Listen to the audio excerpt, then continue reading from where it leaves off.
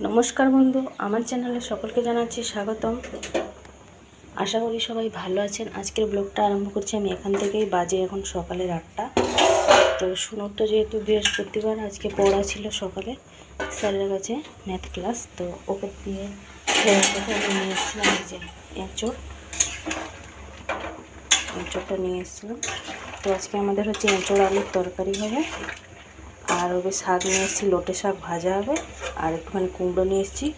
কুমড়ো পুঁই ডাঁটা আলু দিয়ে ঘ্যাঁট হবে।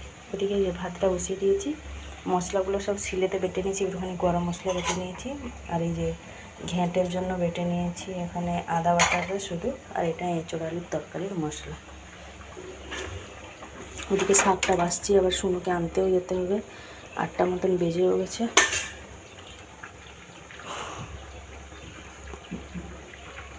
এদিকে লোকটা শাকটা বাছছি আমি, এই 8টা বাজবে। শুনু আজকে স্কুল যাবে, শরীরটা ভালো ছিল না বলে সোমবার মঙ্গলবার 2 দিন অ্যাবসেন্ট গেছে। বুধবারটা তো শিবরাত্রির জন্য ছুটি ছিল, আজকে যাবে স্কুল। কি টিফিন দেবো সেটাই ভাবনা চিন্তা চলছে। চলুন তাহলে শাকটা বেছে নিই। এই যে বেজে গেছে 9টা, শুনুকে জাস্ট নিয়ে এলাম। আমি চান করেই চলে গেছিলাম। পুজোটা এখন করবো, ও রুটিনটা বাছু, ততক্ষণ আমি পুজোটা করে নিই। বেজে গেছে 11টা, শুনুকে স্কুলে দিয়ে চলে এসেছি। ওকে টিফিনে আজ একটা 10 টাকা দামে একটা কেক কিনে দিয়েছি, বাড়ি থেকে দিয়ে দিয়েছি ফল, যেমন ও ক্যান্টালি কলা খেতে ভালোবাসে। তো আর ফুল এনেছিলাম তাকে দিয়েছি, একটা দই কিনে দিলাম ওকে 100 গ্রাম মতন।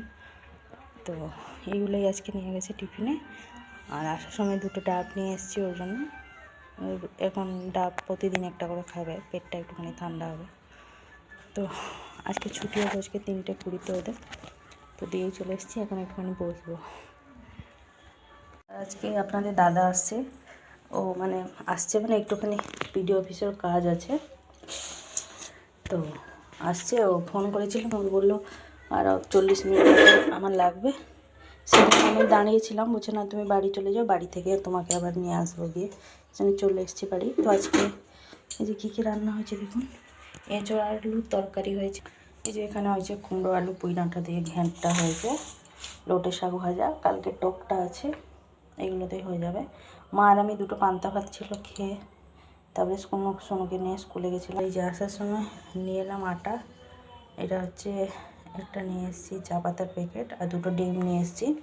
ডিমটা হচ্ছে রাত্রিবেলা একটুখানি ভুজিয়া করে দিলে রুটি খাওয়া হয়ে যাবে ওদের। মা আর আমি খাবো না, আমাদের তো বৃহস্পতিবার। এই যে বেজে গেছে 12:30।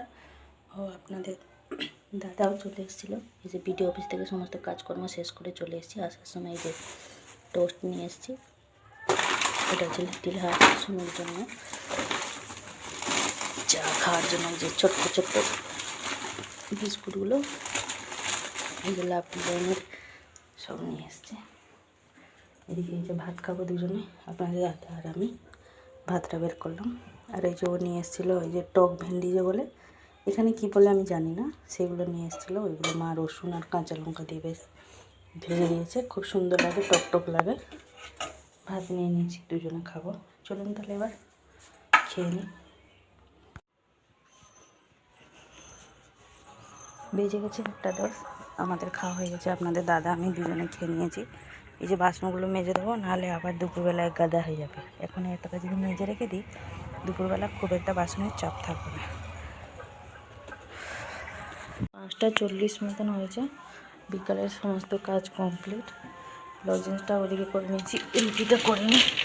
আটাটা জাস্ট মাখিয়ে রেখে নিয়েছি। আর সুনুকে যে দিতে যাবে আপনাদের দাদা, ওই জন্য গাড়িটা এখানটা রেখেছে। সুনু তো 7টার সময় পড়া আছে। আজকে সুনুর একটা ফাংশান ছিল, কিন্তু শরীর খারাপের জন্য ফাংশানটা যাব না, বারণ করে দিলাম। শুধু আসার সময় স্টেশন বাইক থেকে কি এনেছিলিস? সব নিয়ে এসেছিলো। ওতে একটা খেয়েছে, একটা রেখেছে। আসার সঙ্গে সঙ্গে আমি দই শরবত করে দিয়েছিলাম। খেয়ে তারপরে কেকটা খেয়েছিল, খেয়ে একটুখানি ঘরের ভিতরে শুয়ে ফোনটা দেখছিল। সমস্ত কাজ শেষ, বিকালে রুটিটা একটুখানি দেরি করেই করব। চলুন তাহলে এবারে সন্ধ্যের দিকে যখন হাত পা ধুয়ে সন্ধ্যের ব্যবস্থাটা করা হোক, চলুন।